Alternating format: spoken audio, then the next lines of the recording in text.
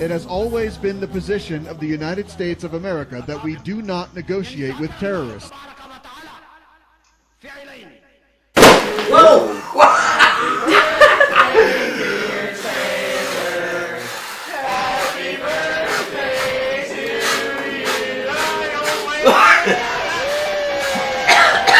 It's a lot of smoke.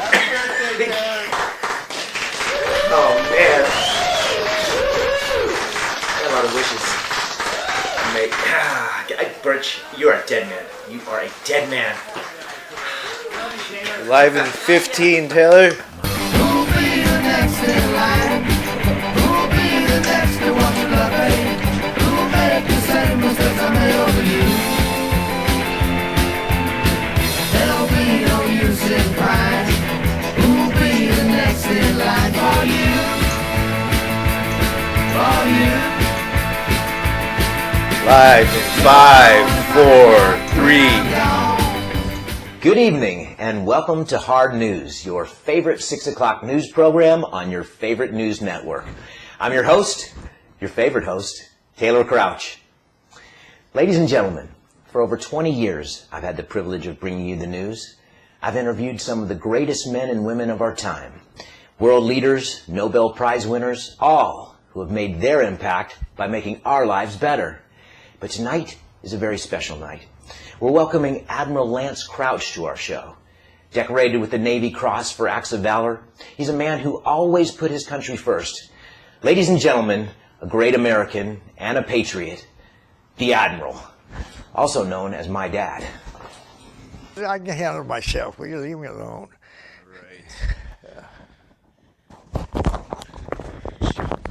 Sorry, Admiral. Just making sure everything's good to Okay, go. all right. Welcome to the show, Pop. Hey, well, I was very glad to be here, son. It's nice to see you. It's been a long time. Yeah, sure has. But I really am glad to see you. You know, Admiral, many people would consider you one of the most accomplished military leaders in history. Certainly one of the most accomplished alive today. An Eagle Scout before joining the Navy, an officer by the age of 24. You served in 4 wars, was awarded the Navy Cross, the Distinguished Service Medal, and the Purple Heart. I also led the Battle of Uribe, which forced the surrender of General Catani and the end of the Catan War. Earned a Silver Star for that. It's impressive. So many public accolades, Admiral, but, you know, I'd like the audience to get to know you on a personal level. Tell me about your life. Like, why did you join the Navy? Well, I guess I didn't have much choice in that one. I had a family legacy to continue.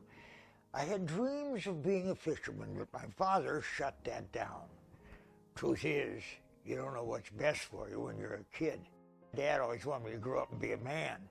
He taught me discipline, integrity, and courage. You know, he was strict. He was tough on me. Sometimes he got physical, but he always made sure I kept my nose clean and got outstanding marks in school. Now, I looked up to him and tried to emulate him. I was going to grow up and be just like him. Your father was an officer in the Navy, just like you. Yeah, your brother Ben was the 4th generation of Navy men in the Crouch family. Graduated from the U.S. Naval Academy. Yes.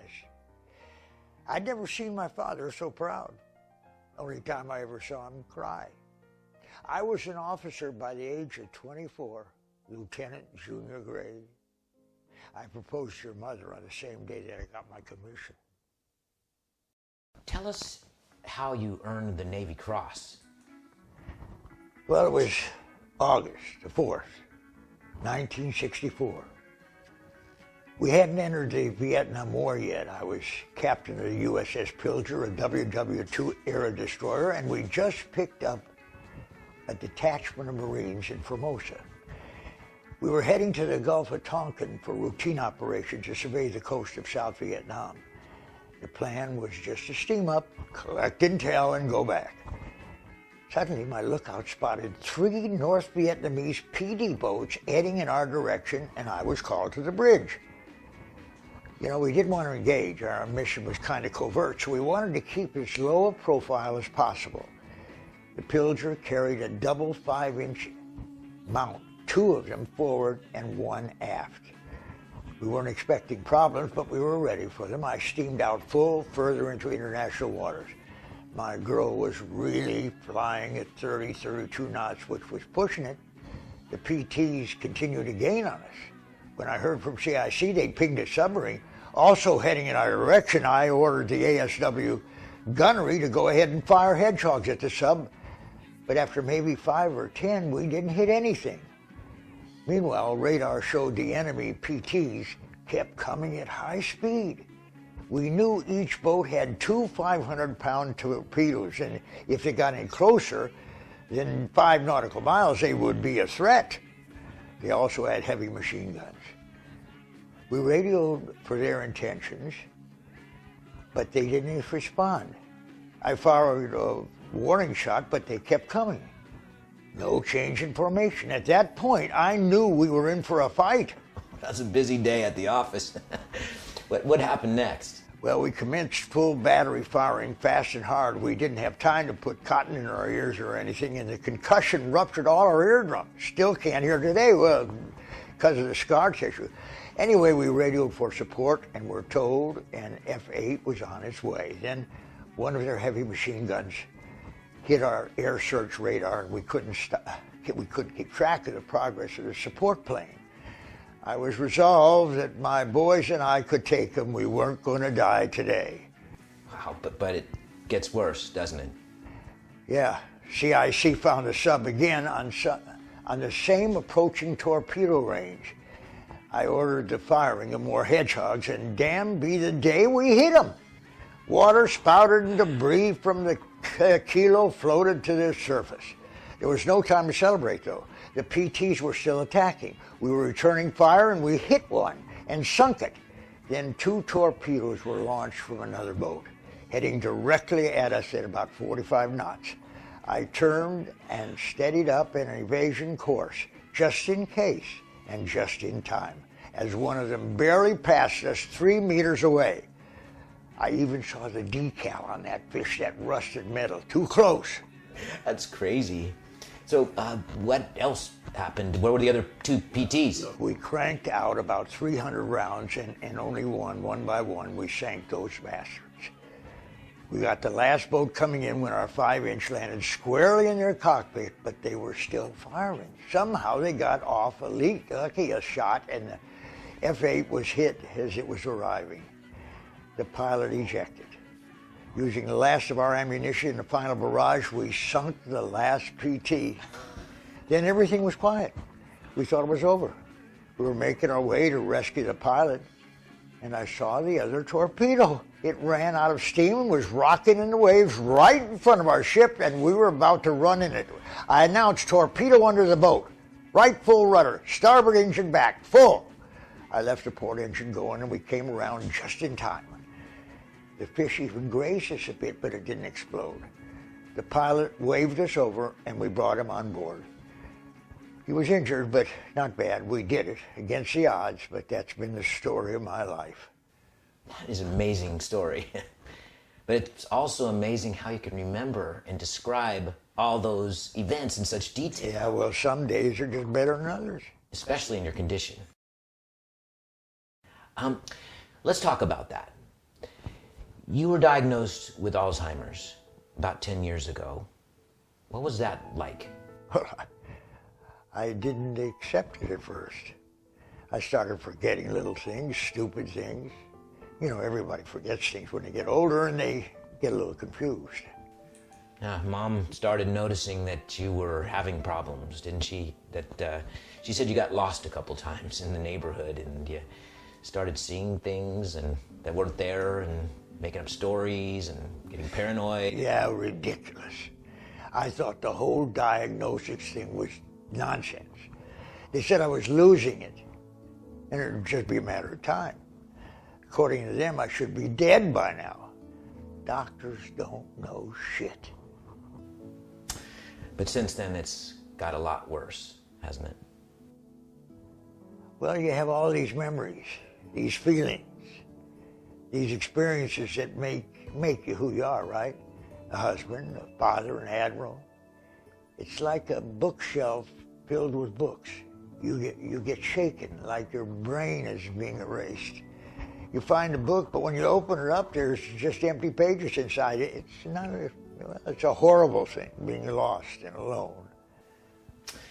Admiral, what you're describing affects so many people. I mean, did you know that every 60 seconds someone is diagnosed with Alzheimer's? There's over 5 million Americans that have the disease right now.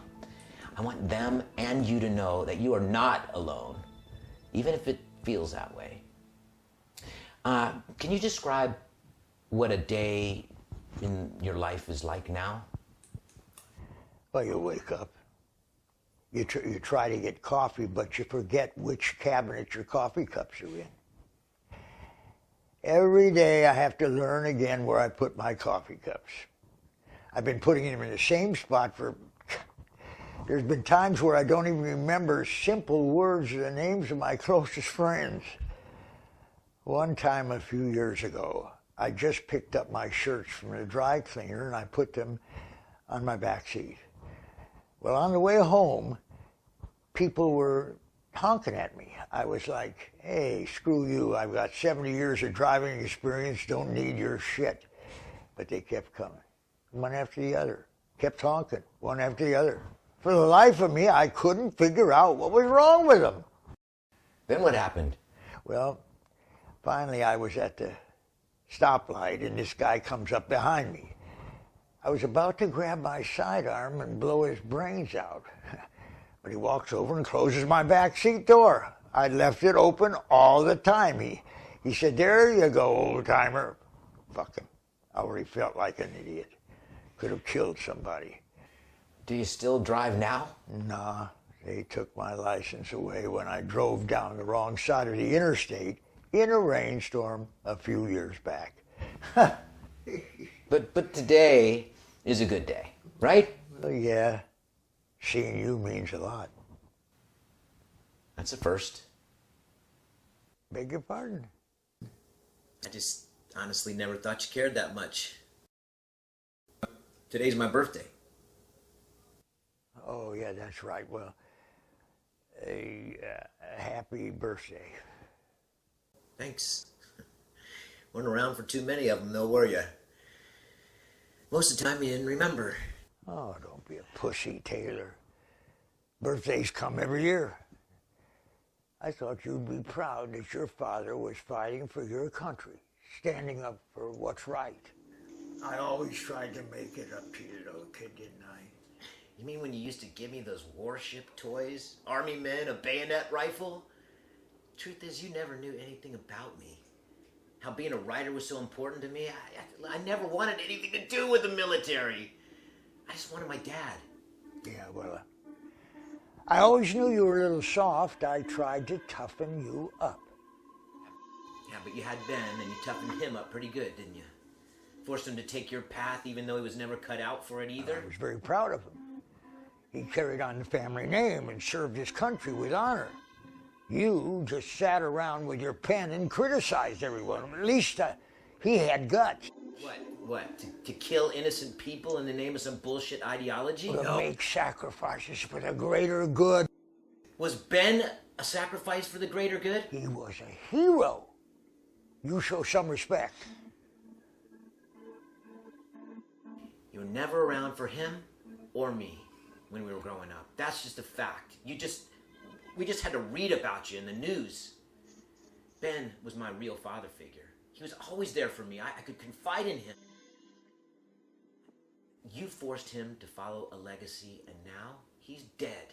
Are you proud of that? He died for his country. He died in Illinois in a training exercise. He never saw a day in battle, and he never traveled out of the country, and he never even had a chance to live his own life.